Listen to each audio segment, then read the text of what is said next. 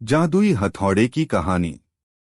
मनसा गांव में एक लोहार रामगोपाल रहता था। उसका एक भरा पूरा परिवार था, जिसका लालन पालन करने के लिए उसे कई बार दिन रात काम करना पड़ता था। रोज की तरह आज भी काम पर जाने से पहले रामगोपाल ने अपना खाने का डिब्बा बांधने के लिए अपनी पत्नी से कहा। पत्नी जब डिब्बा लेकर आई तो रामगोपाल ने कहा, मुझे आज आने में देर हो जाएगी, शायद मैं रात को ही आऊं। इतना कहकर रामगोपाल अपने काम पर निकल गया। काम पर जाने का रास्ता एक जंगल से होकर गुजरता था। वहां जैसे ही रामगोपाल पहुंचा उसे कुछ आवाज सुनाई दी। जैसे ही रामगोपाल कुछ पास गया तो उसने देखा कि एक साधु भगवान का मंत्र जपने के साथ ही हंस रहा है। हैरान होकर रामगोपाल ने पूछा, आप ठीक हैं? उस साधु को रामगोपाल नहीं जानता था, लेकिन साधु ने एकदम से उसका नाम लेकर कहा, आओ रामगोपाल बेटा, मैं तुम्हारा ही इंतजार कर रहा था। मैं भूखा हूँ, मुझे अपने खाने के डिब्बे से कुछ खिला दो। बाबा से अपना नाम सुनकर रामगोपाल हैरान था, लेकिन उसने कोई सवाल नहीं किया और सीधा अपना खाने का डिब्बा निकालकर उन्हें दे दिया। देखते ही देखते बाबा ने रामगोपाल का सारा खाना खा लिया।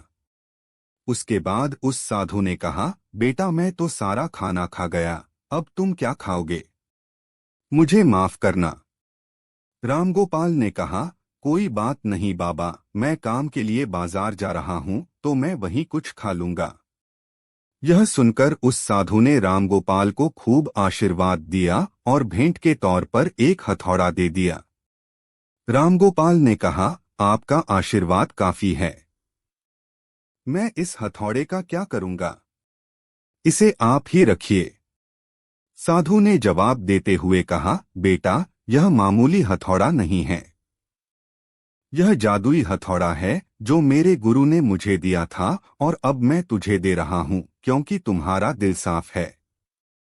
इसका इस्तेमाल अच्छे कामों के लिए ही करना और किसी दूसरे के हाथ में इसे कभी मत देना। इतना कहकर वह बाबा वहां से अदृश्य हो गए। रामगोपाल अपने हाथों में हथौड़ा लेकर बाजार काम करने के लिए चला गया। औजार बनाने से पहले उसके दिमाग में आया कि आज इसी हथौड़े से लोहा पीटता हूं। जैसे ही उसने लोहे पर हथौड़े से चोट मारी वो सीधा औजार बन गया। दूसरी चोट में लोहे के बर्तन बन गए। रामगोपाल समझ गया कि यह सही में जादुई हथौड़ा है। वो जो बनाने की सोच के साथ लोहे पर चोट मारता, लोहा सीधा वही बन जाता। जादुई हथौड़े की वजह से रामगोपाल का काम जल्दी खत्म हो गया और वो अपने साथ ही उस जादुई हथौड़े को घर ले गया। इसी तरह रोज रामगोपाल उस हथौड़े से जल्दी काम खत्म कर लेता और कई बार ज्यादा बर्तन बनाकर उन्हें गांव के लोगों को भी बेच देता था। धीरे धीरे उसके घर के हालात पहले से कुछ ठीक होने लगे। एक दिन गांव का मुखिया उसके घर आया और बोला, हम गांव वालों को शहर जाने में बहुत ज्यादा समय लगता है, क्या तुम अपने हथौड़े से गांव और शहर के बीच आने वाला एक पहाड़ तोड़ने में मदद करोगे? इससे बीच में एक सड़क बना लेंगे और गांव से शहर का सफर आसान और छोटा हो जाएगा। मुखिया की बात सुनकर रामगोपाल ने उस जादुई हथौड़े से उस पहाड़ को तोड़ दिया। मुखिया और गांव के लोग बहुत खुश हुए और उसे खूब शाबाशी दी।